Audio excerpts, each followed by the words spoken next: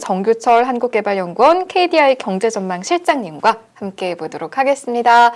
어서 오세요. 안녕하세요. 네, 안녕하십니까. 예. 반갑습니다. 저희 인포맥스 프로에겐 처음이시죠? 네, 처음입니다. 아, 예.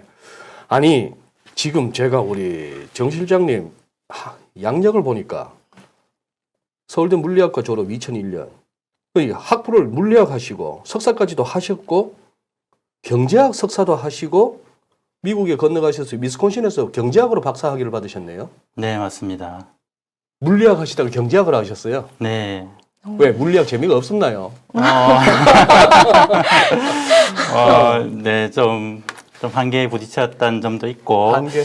네, 좀 경제학이, 그러니까 물리는 좀 자연 현상을 좀 탐구하는 거라면, 네. 경제는 사람을 좀 탐구하는 것인데, 네. 그것이 조금 더 재밌어 보이더라고요. 그래요? 네.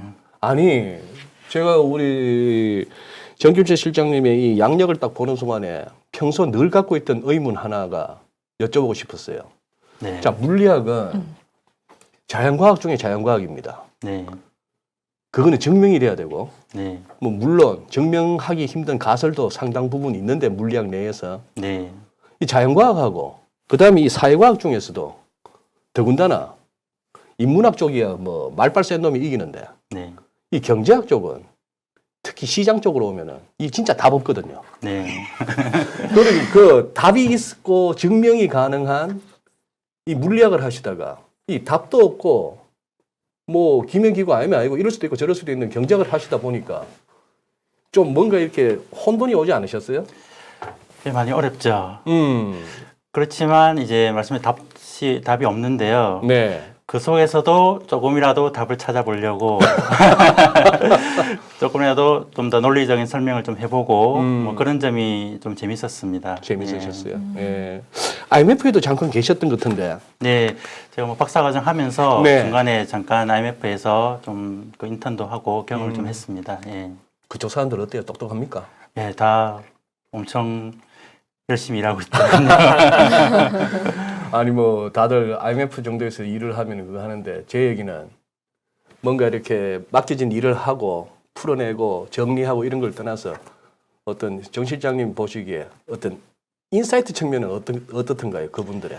예, 거기서도 사실 저희가 KDI에서 하는 일과 비슷한 일을 하는 업무에 네. 있었는데요. 예. 거기서도 결국 그러니까 경제학이라고 하면 좀 더 이렇게 좀 학문적으로 다가갔을 수 있지만 거기서는 이제 소통을 많이 해야 되고 그렇겠죠. 예, 그래서 그런 인사이트가 훨씬 더 좀 많이 발휘돼야 되는 그런 사실 또 정책적인 조언도 많이 해야 되는 곳이고 네. 결국에 뭐 설득을 해야 되는 설득을 해야 되는 그러니까 오늘 그러면 갖고 오신 자료도 있으신데 보니까 이게 이번에 KDI에서 나온 보고서인가요? 네. 안 그래도 이렇게 경제 전망 아, 보고서인데요. 예. 저희가 1년에 2번 내고 지난주에 냈습니다. 네, 아. 따끈따끈한. 네, 네. 따끈따끈하고 저희 그 홈페이지 들어가시면 무료로 홈페이지에. 다운받을 수 있습니다. 네, 알겠습니다. 오늘 그러면 실장님, 저 한번 간단하게 요약 형식으로라도 이번 보고서의 내용을 한번 듣고 저희들이 또 추가적으로 질문하도록 하겠습니다. 네, 저희 보고서의 큰 틀에서는 이제 세 가지 정도로 말씀드리는데 현재 경제 상황이 어떤가, 네, 그리고 앞으로 어떨 것인가, 그렇죠. 그러면 여기에 대응해서 정책을 어떻게 해야 될 것인가, 이것이 이제 기본적인 틀입니다.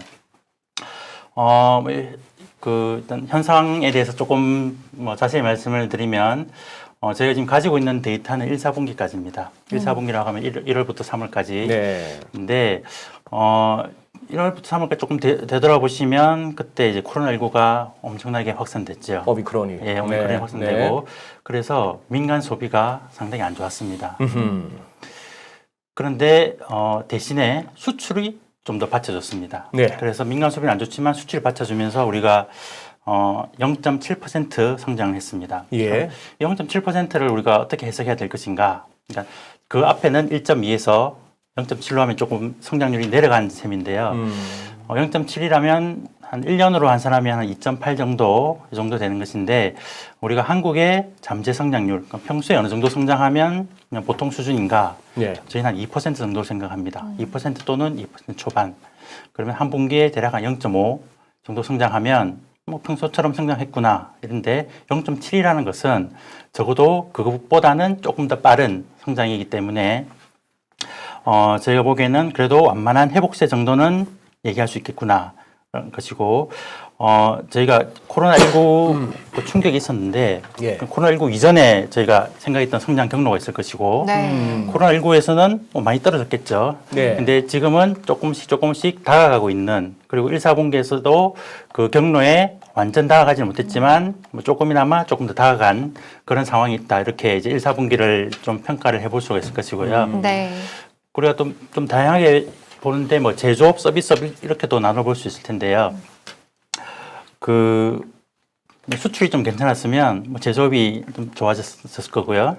민간 소비가 안 좋았으면 이제 서비스업이 좀 안 좋았고 뭐 이런 것들이 뭐 당연히 반영이 돼야 될 것 같고요. 네. 이게 좀 1, 4분기 상황이라면 좀 이제 미4분기는 어떻게 되는가? 1, 4분기와 2, 4분기는 저는 상당히 다를 거라고 생각하고 있습니다. 왜냐하면 지금 4월을 생각해 보면 그 이제 거리두기가 해제되고 네. 그럼 민간 소비가 반등할 그런 여건이 갖춰졌습니다. 그러니까 1, 4분기까지 민간 소비가 안 좋았다면 2, 4분기에서는 민간 소비가 좋아지고 서비스업이 좋아지고 특히 대면 서비스업이 좋아지고, 그럼 수출이 1, 4분기에 뭐 괜찮다고 말씀을 드렸는데 지금 대외 환경은 상당히 나빠졌습니다. 우크라이나 전쟁, 네. 미국 금리 인상, 예. 미국 금리 인상되면 뭐 신흥국들 중에서는 좀 안 좋은 것도 있고, 결국은 글로벌 유동성을 당기면 결국엔 좀 경기를 둔화시키는 요인이 될 수밖에 없을 것이고, 그리고 지금 또 최근에는 중국 이런 쪽에서도 불안 요인이 많이 생기고 있기 때문에 네. 대외 여건이 안 좋기 때문에 1, 4분기엔 수출이 괜찮았는데 2, 4분기부터는 좀 수출이 조금 별로 안 좋은, 조금 둔화되는 그런 모습으로 전환될 거로 생각하고 있습니다.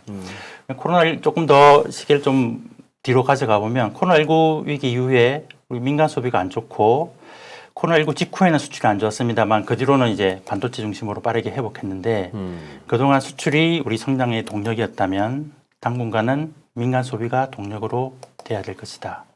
동력으로 민간 소비가 동력으로 되어야 될 것이다. 지금 이제 실장님 말씀하신 거는 제가 듣기로는 당위론 같아요. 네, 그렇게 해야만 한다. 네, 그렇게 되었으면 좋겠다. 네, 근데 저만 하더라도 예를 들어서 그런 거죠.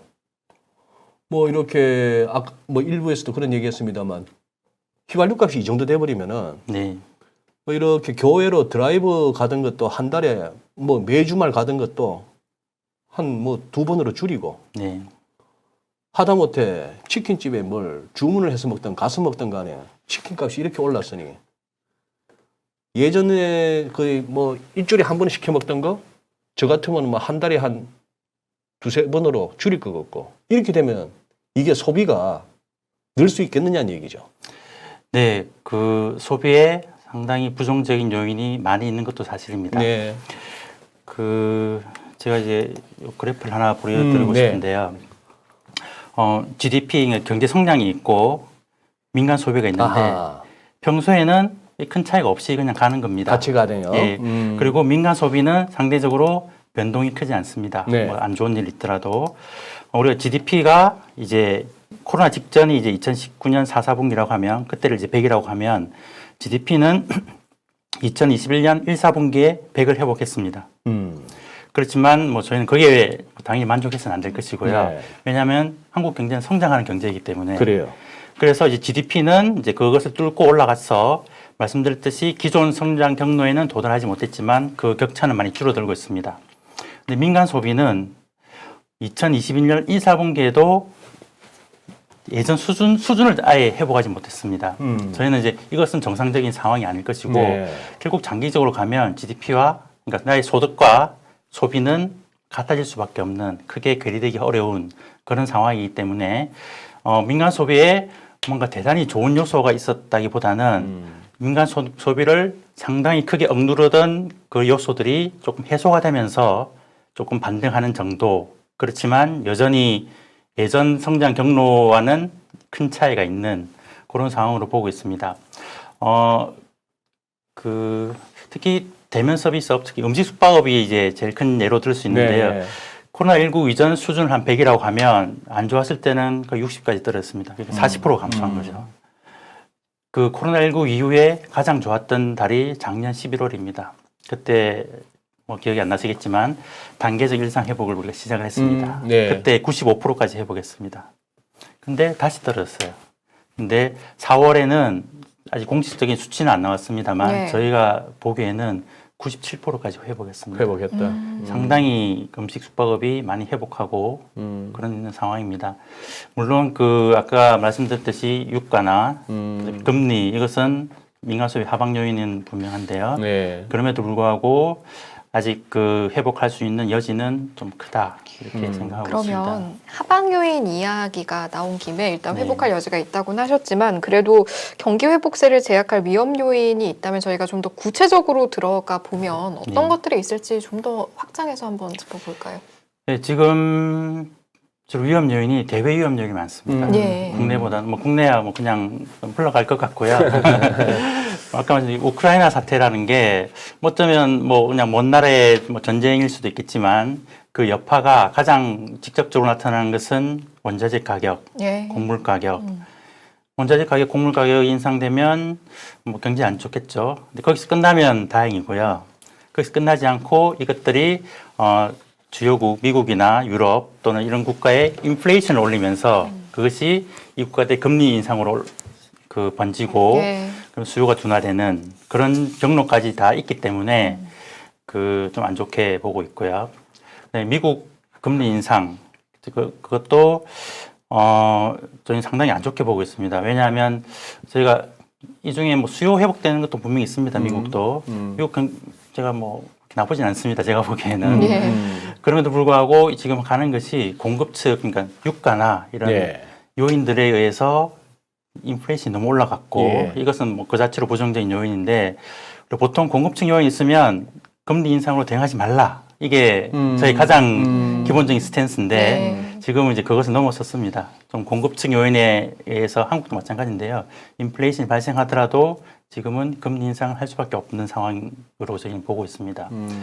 왜냐하면 왜 공급층 요인에서는 금리 인상으로 대응하지 말자고 하냐면 이것은 금리 인상으로 금리를 올린다고 해서 이 물가가 쉽게 떨어지지 않는 공급 것이고 사이드의 문제가 안 풀리니까. 예. 네. 그리고 공급 사이드 그 자체가 경기를 억누르는데 이 금리까지 올리면 추가적인 압박이 생길 수밖에 없는 것이기 때문에 안 좋고 또 되게 공급층 요인은 좀 시간이 지나면 또 해소되는 저절로 해소되는 그런 경향이 있기 때문에 보통 금리로 대응하지 말라 이렇게 하는데 지금은 조금은 상황이 다릅니다.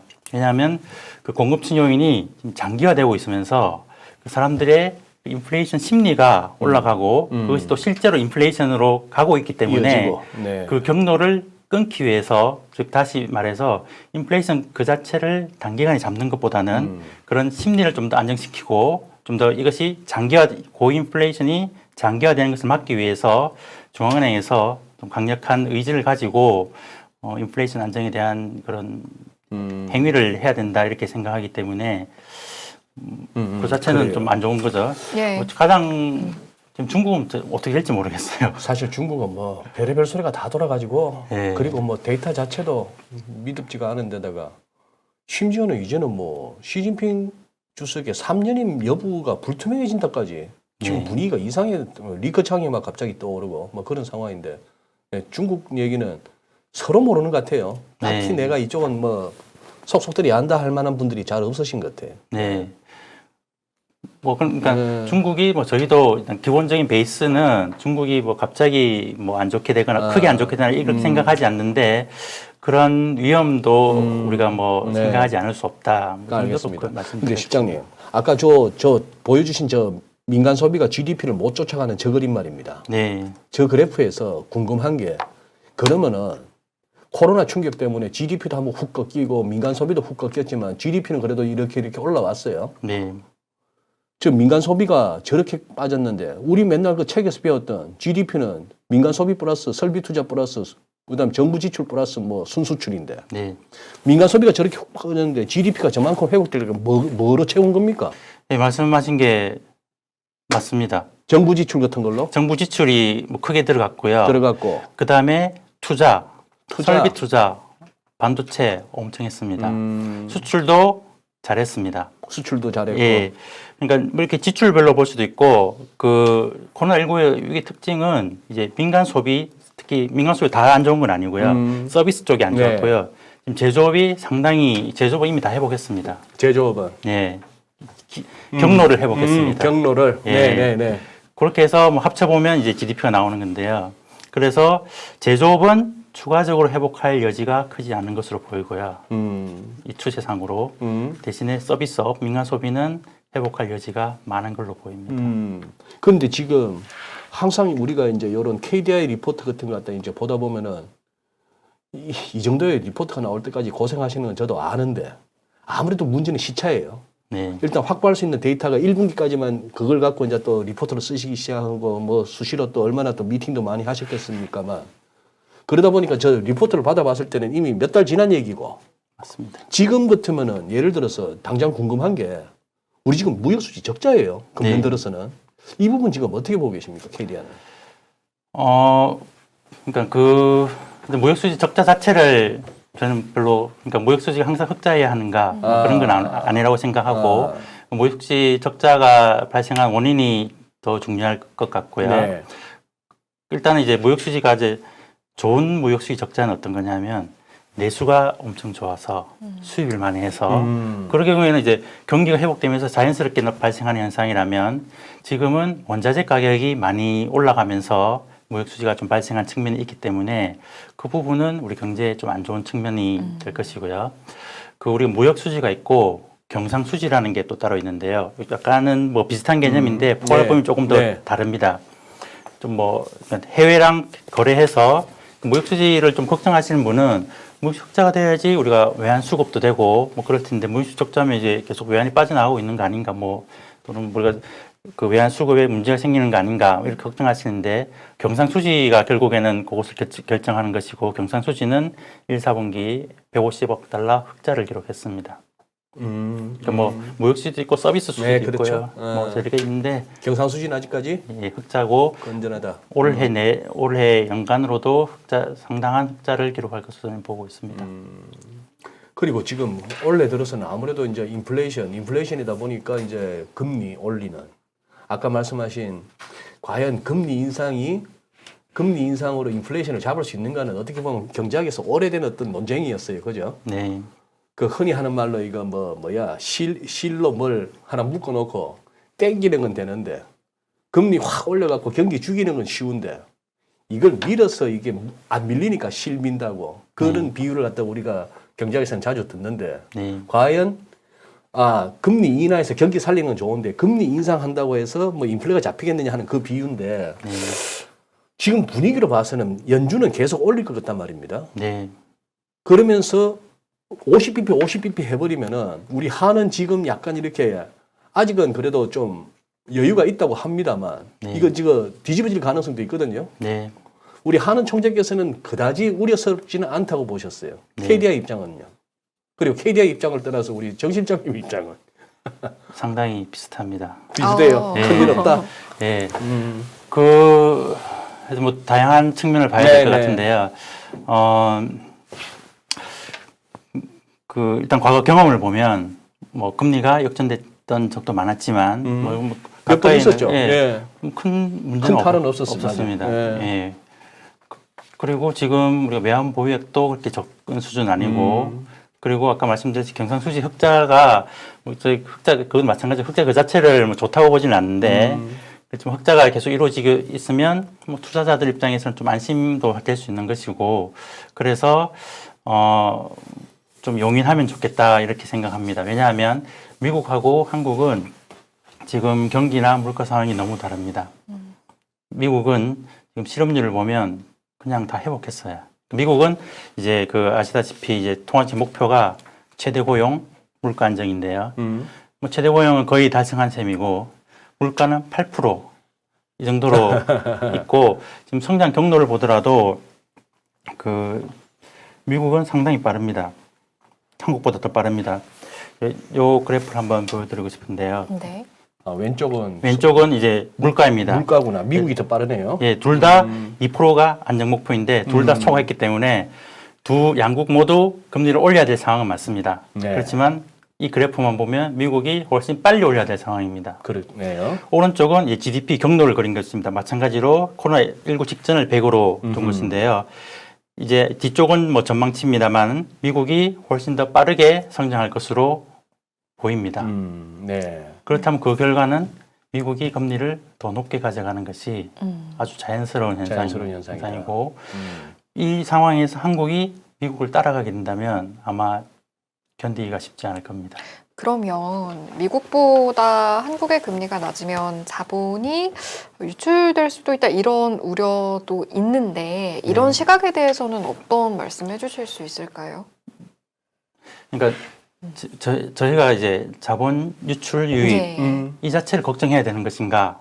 저는 그렇지는 않다고 생각합니다. 예. 그거는 뭐 경제 상황에 따라 들어올 수도 있고 나올 수도 있고 이런 상황이기 때문에 뭐 자본 유출이 발생하지 않을 것이다는 말씀을 드리는 것도 아니고 뭐 저는 발생하는 것도 괜찮다고 생각하는데 저희가 걱정하는 것은 자본이 급격하게 갑자기 많이 유출되는 경우 이것을 걱정하는 것입니다. 그러니까 뭐 주식 테일 리스크라고 이제 표현할 수 있을 것인데 네. 그러면 그 테일 리스크가 얼마나 크냐? 뭐 없다고는 말씀드릴 수 없겠지만 그렇게 뭐 크지는 않다. 그래서 금리를 올림으로 인해서 이제 우리 경기를 누를 것인가 아니면 그 테일 리스크를 조금 줄일 수 있을 것인가 했을 때 우리 경기를 누르는 코스트가 훨씬 더 크다 이렇게 보고요. 그리고 금리를 올린다고 해서 또 반드시 자본이 유입될 것인가 그것도 그렇지 않을 수도 있거든요. 네, 네. 올려서 경기가 안 좋아지면 들어오지 않을 수도 있는 것이고요. 하여튼 상당히 여러 가지 요인에 의해서 자본 유출이 결정될 텐데 금리만으로는 당연히 아닐 것이고요. 뭐 지금 한국의 그런 외환 건전성을 생각했을 때 우리가 크게 우려하면서 정책의 우선순위로 둘 정도는 아니다. 뭐 이렇게 판단을 하고 있습니다. 혹시 부동산 부분도 있나요? 이번 리포트에? 부동산 부분은 네. 없습니다. 없어요. 네, 저희가 아마 여기 보시는 분 상당 부분들이 뭐 자산 쪽에 관심이 많을 텐데 네. 저희가 뭐 안타깝게도 자산 가격이나 이런 것에 대해서는 뭐 전망을 하거나 그러지는 않습니다. 어떻게 보면 그게 바람직합니다. 여다 뭐 괜히 또 KDI 이름으로 냈다가 어차피 틀리게 돼 있는 게 예측인데 괜히 이제 그것만 하는 거죠. 맞아요. 그렇게 되고 저기 뭐 지금 보시기에 우리가 이제 금리 인상 얘기만 하면 그동안 늘 나왔던 어떤 논의의 대상은 그겁니다. 어느 순간에 가서 이 부채 많은 쪽에 기업 부채 큰 문제 안 되죠. 우리나라. 딱히 그렇게 문제될 상황 아닌 것 같은데 기업들이. 그러니까 지금 가시적으로 보이는 것은 별로 없습니다. 문제되는 상황이. 가계부채는요? 가계부채도 지금 현재 보이는 것은 그렇게 크지 않습니다. 그 문제가 아마 뭐 의견이 좀 다를 수는 있을 것인데요. 우리 가계부채를 이제 그 위험성을 판단할 때 크게 세 가지를 판단하는데요. 이게 얼마나 빠르게 증가하고 있는가, 네. 얼마나 높은 수준인가, 네. 그다음에 이게 질은 어떤가. 빠르게 증가했죠. 수준도 높죠. 그럼 이제 마지막으로 이 질을 따져봐야 되는데 뭐 그걸 뭐 정확하게 평가하기는 어렵지만 지금 상당 부분의 부채가 고소득층에서 가지고 있고 어느 정도 여러 건 있다 이렇게 보이고요. 근데 이것이 좀 이제 지금 부채가 많은 상황에서 금리가 올라가면 사실 소비 이력은 경기 입장에서는 되게 좀 부정적인 그런 상황이 있는 것으로 보이고 그리고 약간 좀 가려져 있는 것이 지금 뭐 원리금 상환 유예 다 해주고 이래서 좀 뭐 연체도 별로 사실 없고 네. 뭐 그런 상황이라서 우리가 잘 모르고 있을 수도 있습니다 사실. 예. 예. 네. 그런 측면에서 봤을 때 우리가 그래도 좀 지금 너무 불확실성이 크지 않습니까 대외적으로 이제 그런 거에 우리가 견딜 수 있으려면 사실 그런 건전성도 뭐 중요하기 때문에 그런 건전성 관리는 저희가 지금 좀 했으면 좋겠다 이렇게 말씀을 드리고 있거든요. 왜냐하면 코로나19 위기에서 되게 예외적인 그런 금융 완화 정책들이 들어왔거든요. 뭐 원리금 유예 상황이라든지 이제 뭐 지금도 여전히 진행되고 있는데요. 이제 그런 것들은 좀 걷어들일 때가 되지 않았나 이렇게 보고 있습니다. 아까 우리 정 실장님 말씀하신 내용 중에 꼭 무역 수지나 경상 수지가 흑자인 것이 좋으냐 그 말씀도 상당히 신선해요. 네. 신선하고 뭐 우리한테 맨날 그렇게 배우기도 했고 늘 그런 줄 알았죠. 우리 같은 나라는 그래도 벌어들이는 달러가 더 많아야지 흑자가 나야지 했는데 같은 원리로 환율이 꼭 높아야 됩니까? 그런 것도 아닙니다. 그런 것도 아니죠. 예. 근데 이제 뭐 옛날 얘기긴 한데 저 행정고시 저 재무 파트에 제일 엘리트들이 이제 국제금융 라인으로 갑니다. 그래 가면은 선배들한테 배우고 듣는 게 그거래요. 우리는 수출로 먹고 사는 나라. 환율은 좀 높은 게 좋아. 원화는 조금 약한 게 좋아. 이제 좀 시대가 바뀌었다고 봐도 될까요? 네. 뭐 지금 여전히 그런 주장하시는 분이 있는지는 잘 모르겠는데요. 이제 많이 바뀌었겠죠. 네, 그 환율이 뭐 그렇게 높을 필요도 없고 뭐 낮을 필요도 당연히 없다고 생각하고 그리고 뭐 지금 요즘 또 환율이 조금 변동을 하고 그러는데 뭐 저희는 그 자체도 그렇게 나쁘게는 보지 않고 있습니다. 그런 뭐 그런 그 펀더멘탈한 힘이 있기 때문에 변하는 것이고 그걸 오히려 막는 것은 오히려 왜곡을 낳는 그런 결과라고 생각합니다. 지금은 이제 좀 걱정하시는 게 좀 환율이 너무 올라가니까 좀 걱정하시는데 그 사실 과거 외환위기나 이런 쪽에 뭐 한국뿐만 아니라 신흥국들을 보면 이게 그러니까 외환이 좀 빠져나가면서 환율이 좀 올라가는 그런 경향이 있으면 개입을 합니다. 외환 보유 가지고 개입을 하다가 그렇지만 이걸 너무 내리면 그것은 펀더멘탈하고는 맞지 않는 환율을 계속 유지하려고 하다가 외환 보유에 다 소진하고 외환 위기로 가는 그런 상황이 있기 때문에 오히려 이걸 환율을 좀 올려놓으면 뭐 더 추가적으로 그런 압력은 좀 오히려 줄 것이다. 뭐 저는 그렇게 생각하고 있습니다. 이 부분은 어떨까요? 이제 오늘 저희가 여러 가지 이야기 나누면서도 사실 이제 말씀하시면서 대외 불확실성이라는 표현이 어쩔 수 없이 이제 많이 언급을 하게 되시는 것 같아요. 그래서 이런 부분들이 여러 가지 부분에 있어서 영향을 미칠 텐데 국내 경제에 미친 영향 중에 저희가 이 대외 불확실성이 미칠 영향 중에 가장 좀 눈여겨봐야 할 부분이 있다면 개인 투자자들에게 이제 보내는 어떤 말씀으로서 근데 어떤 부분을 눈여겨보면 좋겠습니까? 어제 투자자라고 갑자기 갑자기 좀 약간의 부담이 얹어지셨죠. 네. 사실 저는 투자를 많이 하고 있지 않기 때문에 그냥 좀 경기 측면에서 말씀드리는 게 좋을 것 같고요. 그런 불확실성이 크면 제일 먼저 영향을 받는 것은 아무래도 투자입니다. 그러니까 제가 말씀 투자는 설비 투자, 뭐 이런 거 실물적인 투자는 기업들은 당연히 민감하게 반응할 것이고요. 그런데 그래서 뭐 지금도 투자는 그러니까 1, 4분기 상당히 안 좋았고 올해 저희 설비 투자 마이너스로 생각하고 있거든요. 반도체 부분이 작년 상당히 투자를 많이 했습니다. 아까 보여드렸듯이 그러니까 민간 소비랑 GDP가 많이 격차가 생겼는데 지금은 그런 투자가 많이 이루어지기 힘든 그런 상황이고요. 그것이 이제 지금은 뭐 투자에서 먼저 나타났는데 이제 앞으로는 수출에서 조금 더 부정적인 요인이 많이 생겼다. 뭐 이렇게 지금 이제 우리 시청자분들도 이제 조금 이렇게 그런 코멘트가 좀 올라오는데 자, 이제 KDI가 그래도 국책연구소 아닙니까? 그죠? 네. 그러다 보니, 우리 한국 사람들한테는 IMF 트라우마가 있어요. 네. 그러니까, 저도 뭐 그때 다니던 회사가 그냥 휙 날아가 버렸는데, 그러니 그때 다 들었던 얘기가 한국 경제 펀더멘탈에 문제 없다가 경제부총리 입에서 늘 나왔고 신문에 도배가 됐고, 뭐 그렇게 하던 상황에서 순식간에 그냥 뭐 1,000원대 환율이 2,000원 찍고 뭐 이러다가 금리는 뭐 IMF에서 돌아가지고 뭐 20 몇 프로 이런 식으로 했는데 자, 그때도 이제 다들 괜찮다 하다가 그걸 한번 당했기 때문에 이제는 오히려 지금 이제 주식시장 상황이나 환율이 막 출렁거리는 거 보니까 다들 뭔가 이 경계감이 상당한 와중에 우리 이제 실장님께서는 KDI 보고서를 들고 와서 그래도 지금까지의 질문에 대해서 크게 걱정스럽지는 않다라고 말씀을 하시니까 오히려 걱정을 하시는 거예요. 네. 무슨 말씀인지 아시겠죠? 네. 지금 KDI 입장에서 정부 측에다가 뭐 우리 일반인들은 알 수 없다 하더라도 이런 부분을 좀 이렇게 케어하십시오라든지 좀 주는 뭐 워닝이 어느 방향이라고 우리가 알면 될까요? 그 외환 위기가 이제 왜 발생했는가? 그때와 지금은 뭐가 다른가? 뭐 이런 거를 이제 먼저 살펴보고 그러면 이제 정책은 자연스럽게 나올 것 같은데요.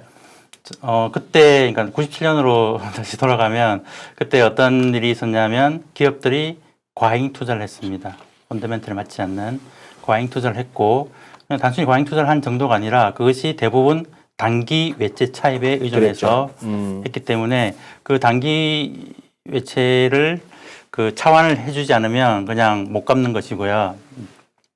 근데 지금은 아니고요. 지금 그렇죠. 그러니까 그때는 단기 외채가 상당히 가능해요. 많았는데 지금 단기 외채가 적습니다. 네. 그리고 IMF 위기 이전에는 거의 저희가 고정 환율제로 해서 환율을 방어를 했습니다. 외환 보호액으로. 그러니까 결국에는 이제 소진하면 끝나버리는 그런 상황인데 지금은 자율 변동 환율제라서 제가 그래서 환율 변동을 좀 허용해야 된다고 하는 게 환율 변동을 허용하지 않기 위해서 외환 보호액 투입하면 그것은 결국 시장을 이길 것인가 정부가 네. 그렇지 않기 때문에 뭐 이길 수도 있겠지만 아닐 수도 있기 때문에 그것은 오히려 위험하다고 생각하기 때문에 예. 그런 제도적인 외환 시장 개입 이런 것은 가능하면 지양하지 않았으면 좋겠다. 이런 제도적인 측면이 있고요.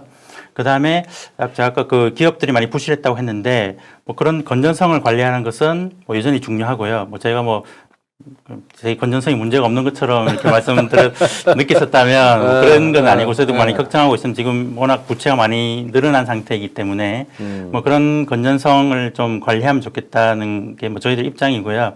뭐 저희 그래서 보고서에도 있었는데 뭐 DSR 이런 것들은 그러니까 부채를 상환할 수 있는 능력이 있으면 그 부채는 부실 채권이 아닙니다. 그러니까 그것을 판별하는데 뭐 DSR만으로는 한계가 있겠지만 일단 그거 중심으로 하고 지금 좀 강화하려고 하는 분위기가 있는데 뭐 그대로 시행하자 뭐 이런 그 제안을 했습니다.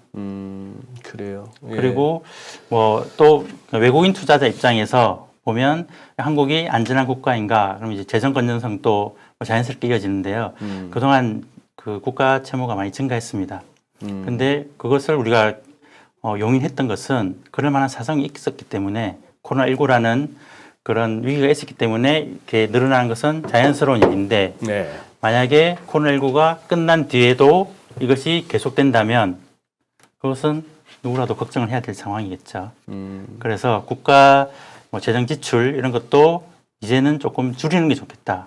지금 뭐 경기 회복 저희가 이제 경기가 그래서 조금씩 회복한다고 이렇게 말씀드렸는데 그러면 우리가 재정을 투입해서 경기를 부양시킬 정도는 지금 아닌 것 같다. 통화 정책도 좀 긴축적인 방향으로 좀 가면 좋겠다. 금융 정책도 건전성을 강화하는 방향으로 가면 좋겠다. 사실은 그런 좀 건전성을 좀 미리 좀 강화하자는 그런 취지의 정책을 많이 들었습니다. 지금 저 펼쳐져 있는 저 페이지 재정 정책. 코로나19 위기 중 크게 확대된 재정 수지 적자 폭과 국가 채무 증가세를 점진적으로 정상화하는 데 중점을 둘 필요. 네.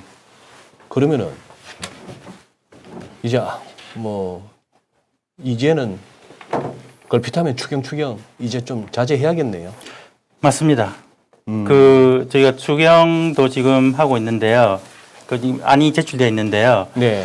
뭐 그와 관련해서도 뭐 조금은 좀 추경이 직접적으로 얘기한 건 아닌데요. 지금 좀 관련해서 지금 세수가 엄청 들어오고 있습니다. 세수가. 예. 네. 세입이 뭐 53 생각했던 것보다 53조가 더 들어오고 있는데 그러면 이것을 어떻게 할 것인가?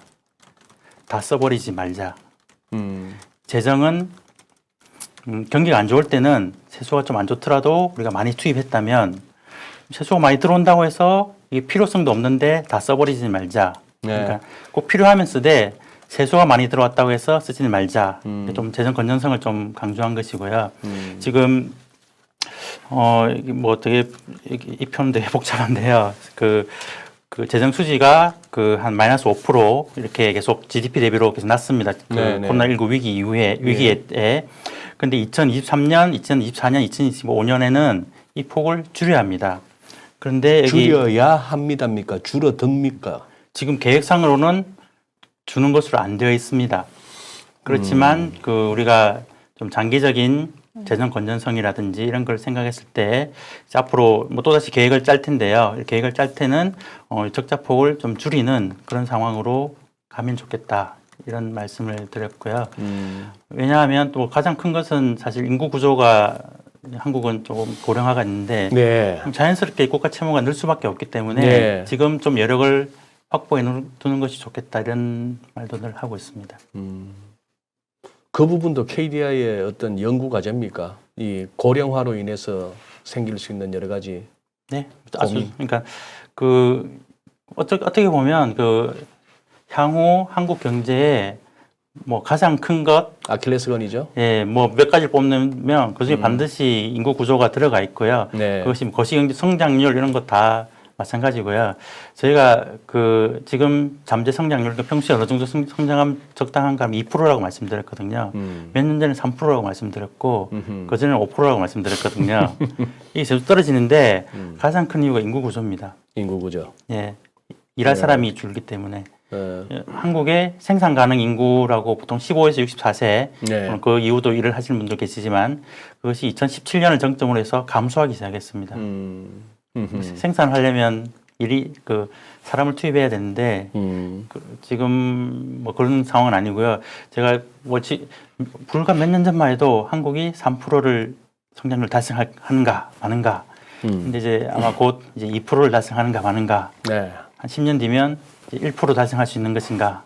이렇게 아마 논쟁이 조금 바뀔 거라고 그거는 사실 어느 정도 정해져 있는 수순이라고 생각합니다. 네. 예.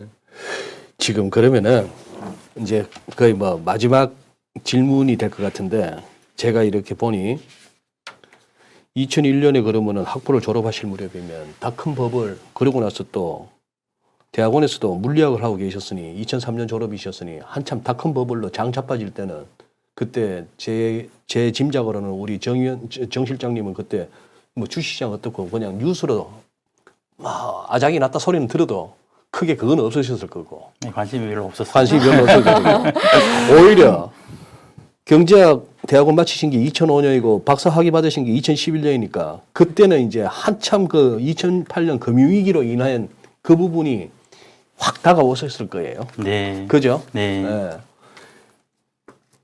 이번 거 정 실장님은 법을 붕괴로 보세요? 아니면 그냥 통상적인 조정으로 보이세요?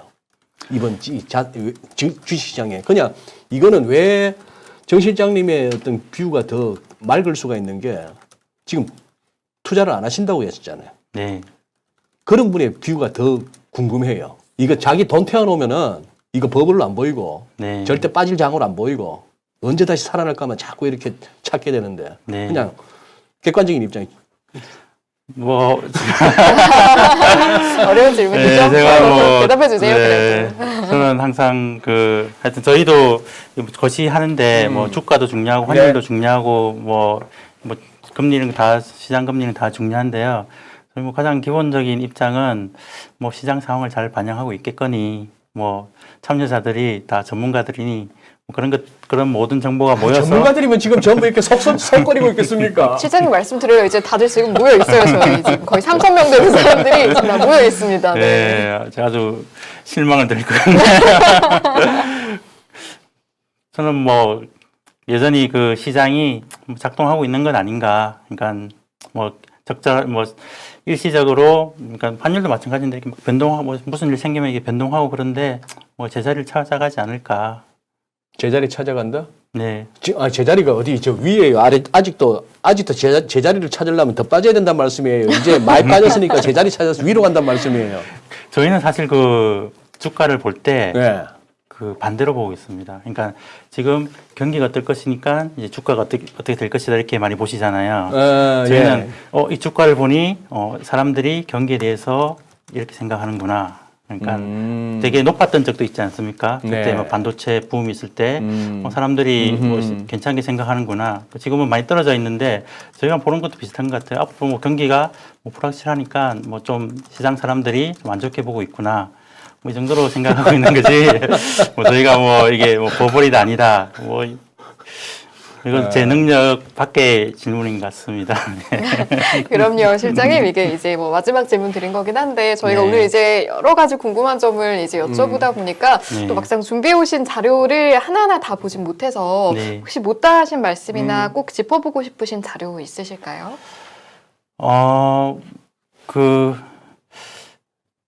저희가 뭐 올해 전망을 주로 말씀을 드렸고 네. 저희가 이제 내년도는 2.3%로 그 발표를 했는데 네네. 이 발표한 당시에는 한국 경제가 이렇게 갑자기 너무 그러니까 올해 2.8은 너무 긍정적으로 보이고 내년 2.3은 너무 부정적으로 보인다. 이런 뭐 의견이 많았습니다. 네. 그러니까 저희는 2.3, 그러니까 눈높이의 좀 차이라고 보는데, 저 2.3이면 저희는 좋은 숫자라고 보는데, 그동안 이제 많은 과거의 경험이 쌓였던 분들은 2.3이 되게 안 좋은 숫자구나, 이렇게 생각하실 분도 있는 것 같아요. 네. 그러니까 저희가 한 2% 정도만 하면 뭐 저희는 선방했다고 생각하고, 네. 2.3%로 이렇게 성장할 수 있는 것은 여전히 성장 경로 아래에 있기 때문에 위로 떠받치는 힘이 있을 것이다. 그러니까 성장 경로로 기존 성장 경로로 회복하는 그 과정에서 조금 높은 저희가 보기에는 조금 높은 숫자가 나온 것이다. 이렇게 판단하고 있습니다. 물가에 대해서 뭐 관심 없었을 수도 있는데요. 관심 지금 많아요. 네. 맞습니다. 상당히 네. 높은데 뭐 이제 뭐 곧 금리도 올릴 거라는 예상이 많은 것 같습니다. 근데 뭐 저희가 아까 말씀드렸듯이 그게 단기간에 뭐 잡히기는 좀 어려울 것 같고 좀 시간을 두고 뭐 잡아야 될 것 같고요. 뭐 물가를 잡는 방법은 잡힐 때까지 한국은행에서 노력을 하는 겁니다. 네. 그러면 잡히겠죠. 그래. 요즘 같은 상황에서 연간 2.3%의 경제 성장률이 결코 낮은 거 아니다. 저는 예전에 그 교수님 하셨던 말씀이 생각나요. 금리 어렵냐? 경제 성장 5% 하면 금리 5% 돼야 돼. 그 뭐 상당히 좀 그러고 툭 넘어가셨는데 그 말씀 일리가 있거든요. 네. 우리 뭐 예전에 진짜 70년대, 80년대 초반 막 우리가 경제 성장률 막 두 자릿수 하고 할 때 은행 가면 두 자릿수 이자였습니다. 그렇게 같이 가는 게 맞는데 그러니 우리가 한때 제로금리 시대를 갖다가 제법 길게 거쳐왔다는 거는 그냥 단순 무식하게 얘기하면은 뭘 해도 본전치기 하기 힘든 시절을 보냈는데 네. 그래서 제로금리인데 네. 성장이 나오기 힘드니까 제로금리인데 네. 그 와중에 적자나는 기업들이 순식간에 막 주가가 3배, 4배, 5배 뛰는 그 상황을 우리가 겪었으니 저는 버블이라고 단정 지어버립니다. 네. 지난 2년. 그래서 그 버블이 충분히 꺼졌는지 안 꺼졌는지는 뭐 아무도 모르는 그런 얘기인데 그래서 지금 좀 힘든 시기를 보낼 수밖에 없다는 것이고 그나마 이렇게 우리 뭐 KDI에서 또 우리 정 실장님께서 가져오신 자료를 봤을 때 97년 같은 상황은 진짜 아니고 그렇다고 우리가 뭐 2008년 같은 상황을 갖다 걱정해야 되는 것도 아니고 여기서는 이제 다만 좀 바라기는 우리 나랏일 보시는 분들이 자기 돈 아니라고 막 펑펑 쓰는 거 이제 좀 자제해 주셨으면 싶네요. 국민들 입장에서. 그죠? 맞습니다. 예. 그래요. 오늘도 또 귀한 시간 내주셔서 고맙습니다. 네, 감사합니다. 잘 네. 들었습니다. 네.